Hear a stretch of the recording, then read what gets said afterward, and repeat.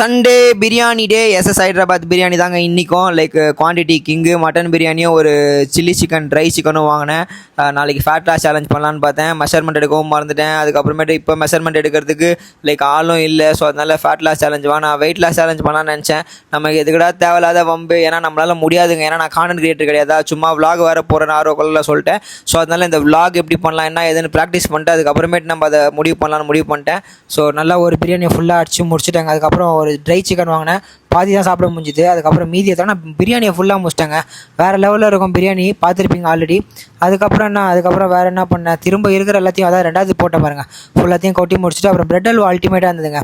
அது ஒரு 2 கொடுங்கன்னு சொல்லி கேட்டு வாங்கி முடிச்சுட்டு 1 முடிச்சுட்டு 1 சாப்பிட்டேன். நாளைக்கு மண்டே மதியம் ஒரு நல்ல ப்ரோக்ராம் பண்ணிட்டு மூச்சை போட வேண்டியதான். வேறு எதுவும் சொல்கிறதுக்கு இல்லை. சாரி மன்னிச்சிருங்க.